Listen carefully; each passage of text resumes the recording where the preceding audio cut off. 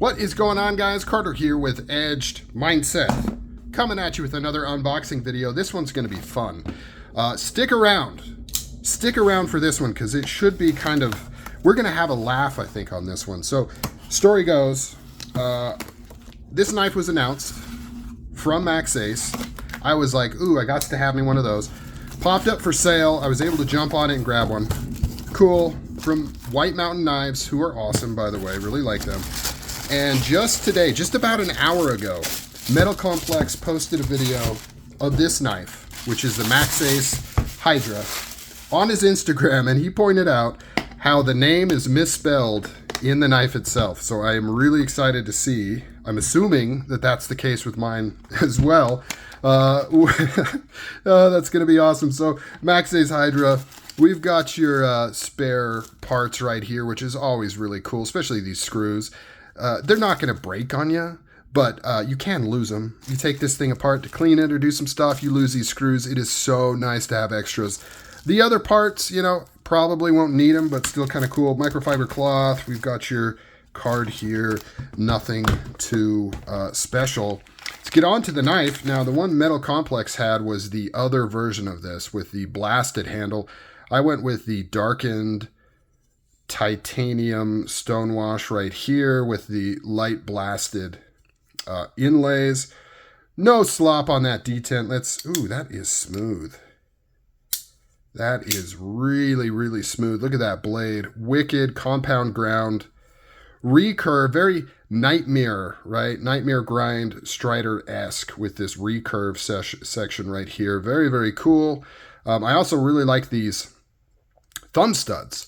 So it's kind of double duty. This is the thumb stop, like the stop pin, and then they've got this extended piece here to give you lots of real estate to open this up. Let's see that misspelling. Hyrda, Hyrda instead of Hydra.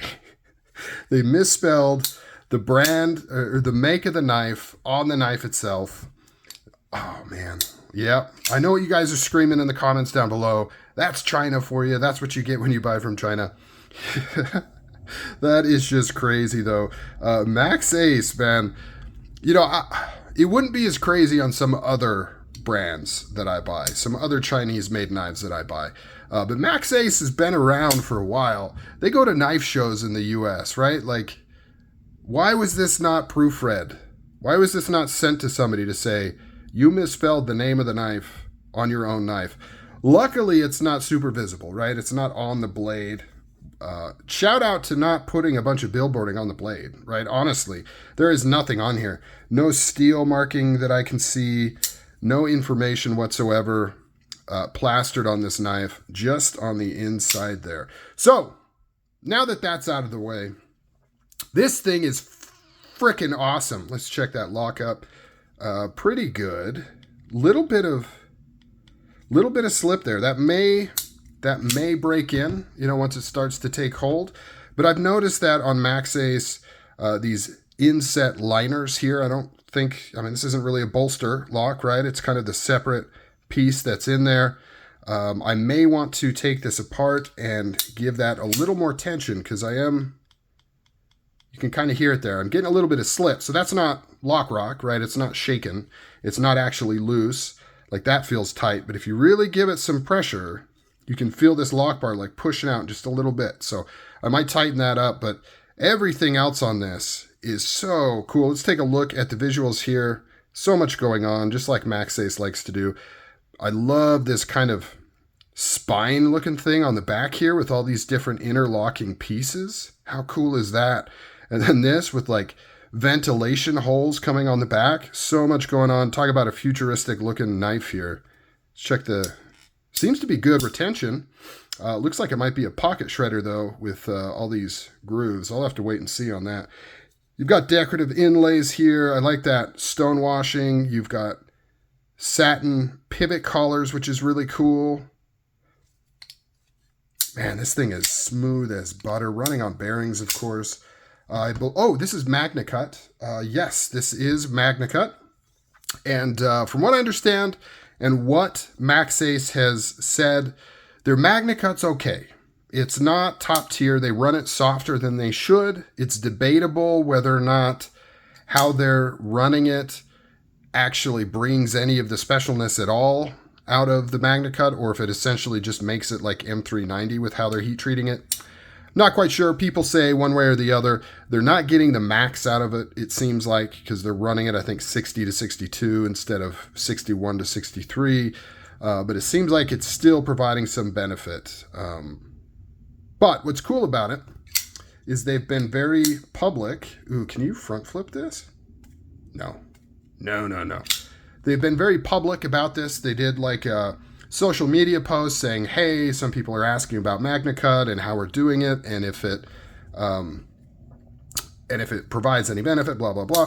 And they were at least being super transparent with what they are doing and why they did what they're doing, and basically saying, you know, they're learning just like everybody else. So that was really cool of them. So, man, I'm all over the place on this thing. It is a wicked, crazy blade. I know people are going to be yelling, how can you sharpen this? It's not as bad as you think, man. It's really not. If you're using any sort of stones that aren't really, really wide, like half-inch stones, this recurve should be no problem. No problem at all. You should be able to hit this with half-inch stones, no problem. And then it just becomes like sharpening any other tanto where you have two different edges. So you'd want to, if you're using like a fixed mounting position, you'd want to mount like right here to do this edge, do both sides, and then probably at an angle on this flat to get this front piece. Just like any other tanto. Yes, it's more work than just a single swooping edge, but that's going to be the case for properly sharpening any tanto. The only issue I see, or not really issue, but you would, to do this properly, you would probably want to remove these, which shouldn't be too bad because they just take bits right there. You'd want to remove these pieces, otherwise you're not going to get a good spot to clamp. Now, if you're just a freehand sharpener, if you use rods or whatever, then it's a different story, but shouldn't be too bad to sharpen this. People are so scared of recurves, but this isn't that aggressive of a recurve, and it's a lot easier to sharpen with stones than you probably think. I've done it, and if I can do it, anybody can do it.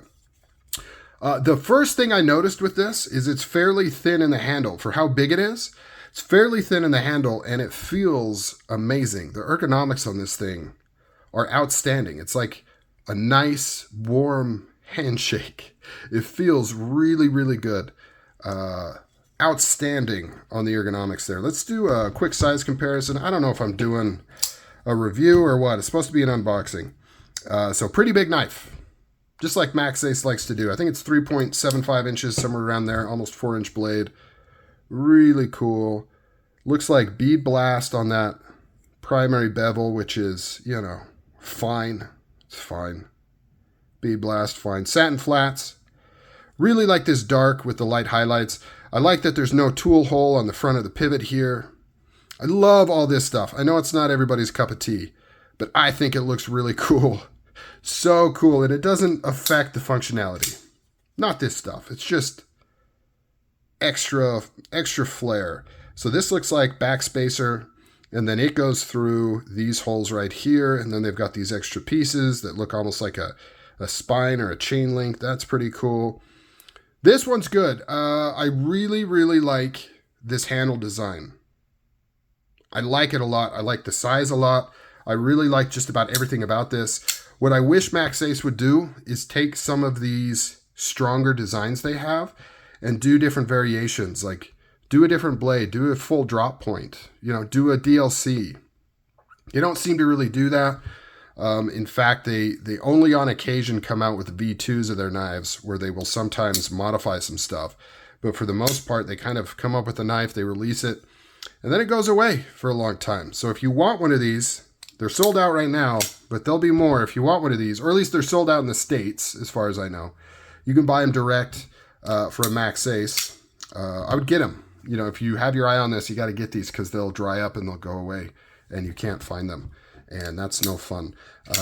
Leaving remarks on this knife. I like it more than I thought I would, particularly the action and the ergonomics. It feels outstanding. Feels outstanding. Let me know, what do you guys think of this bad boy?